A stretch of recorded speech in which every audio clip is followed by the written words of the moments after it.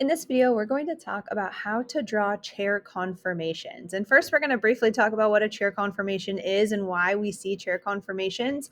And then we're going to really focus on how to draw it just to make sure that you're ready to go when you start to learn more about chairs. So we've talked about all of these different kinds of isomers so far. Constitutional isomers, we talked about configurational isomers with cis and trans of a double bond. And then we looked at stereoisomers. So we've just started stereochemistry and looking at stereoisomers. And what we focused on so far are these conformational isomers. So they are two or more molecules that have the same molecular formula, but they are connected in a different three-dimensional arrangement. So when we look at this three-dimensional arrangement, we've looked at these different representations. We've looked at wedge and dash structures where we're thinking about three-dimensionally, is it coming out of the page or into the page? We've looked at sawhorse diagrams, which is another way to represent a Newman projection. So sawhorse diagrams, we're looking at what we drew on the piece of paper versus a Newman projection where we thought about it three-dimensionally, either looking at it from a carbon 1, carbon 2 bond or carbon 3, carbon 4, depending, but thinking about what would happen if we rotated around that single bond then. Is it anti, is it gauche? What's the most stable conformation? Now, first, what we're going to focus on is ring strain and actually look at why cyclohexane is that cycloalkane that we see with chairs. So when we look at all of these cycloalkanes, we notice all of the bond angles here. And if we look at data, so we look at this ring strain energy. And you could look at the thermochemistry that goes along with this with the amount of heat that's released. But what we notice is that the potential energy is lowest when there are 5, 6, or 7 carbons in the ring. And if we focus even more when there are 6 carbons in the ring, there's essentially no ring strain. And so it is the 6 carbon ring, it's this cyclohexane that's actually the most stable. And the reason is because we can position the bonds within this cyclohexane in this three-dimensional space to minimize the total energy. And so when we think about it three-dimensionally, we can take this cyclohexane and we can turn it into this chair conformation. So when we look at chair conformation, cyclohexane can actually take on multiple conformations, but what we're going to focus on specifically for this video are chairs. And a little bit later, we're going to talk about boat conformations or half chairs as well. Now, these chair conformations are the lowest energy conformation because looking at the chair, there is essentially no steric hindrance between all of the carbon-hydrogen bonds. So we are reducing steric hindrance. We're reducing the repulsion of the electrons that are in those CH bonds with one another. Now, this ball and stick model is what we would see if we built a cyclohexane using a model kit. And so this actually allows us to see this chair shape and kind of how we get that shape.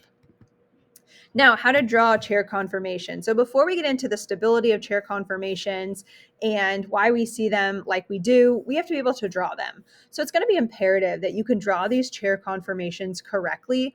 Otherwise, it's going to be difficult for us to talk about them if you can't draw them and you can't focus on where their substituents are. So everyone does draw chair conformations differently. I'm going to show you how I draw them. And if you have a different way to draw them after you watch this video, that is totally fine. So I start with 2 parallel slanted lines. So you're going to start with 2 parallel slanted lines. Then you're going to draw 2 skewed V's. So skewed meaning it's slightly off center. So I do the top V and then I do the bottom V. So the bottom of this top skewed V is a little bit to the right. This bottom one is a little bit to the left. So skewed just means they're going to be slightly off center. Now, what I would recommend doing is you have a slide that looks just like this.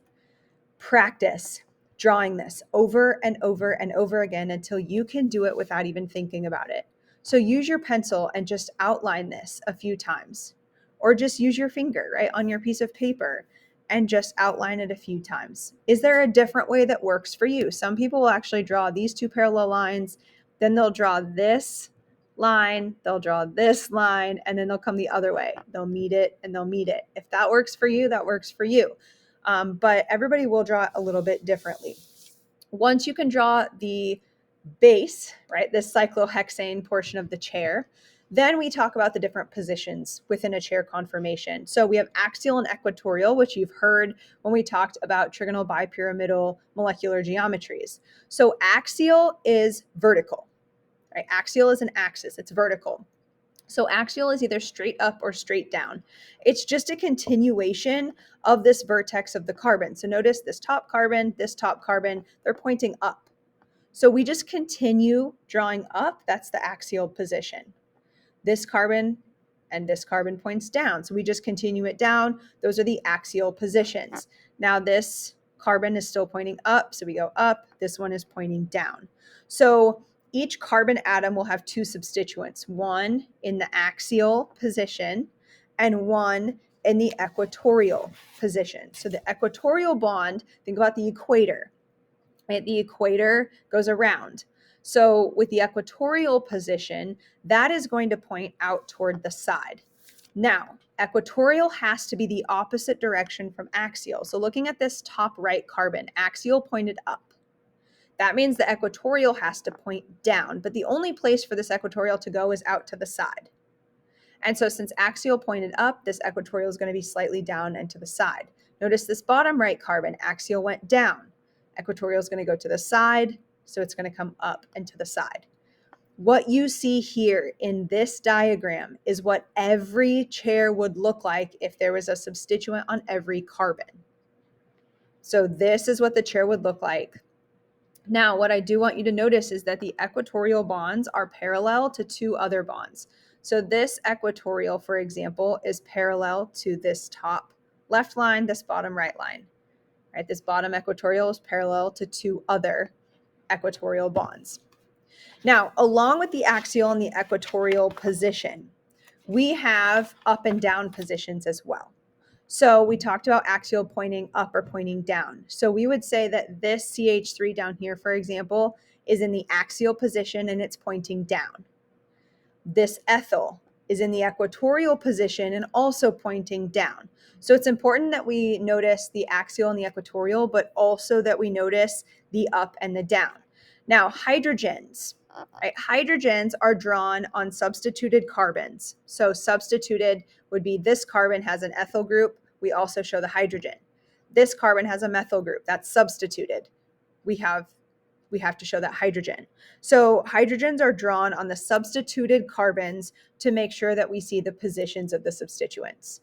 So normally we don't show the hydrogen. So notice on all of the other ones, there are only hydrogens on these other carbons, so you don't have to show those hydrogens. But if it is a substituted carbon with a substituent on it other than an H, you need to show that other H as well.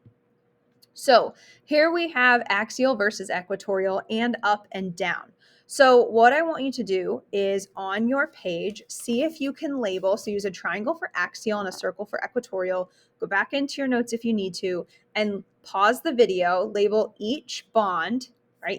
Each position, axial or equatorial, and then up and down.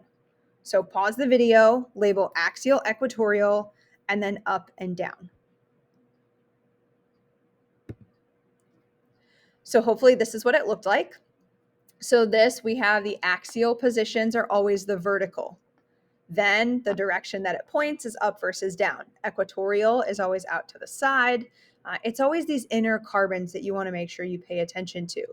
What we see on this screen is what a chair will look like every single time. Assuming that every carbon had a substituent on it, this is what a chair would look like. You have to make sure that you can represent a chair so that you can draw a chair and that you can determine, is it axial or equatorial, and is it up or is it down?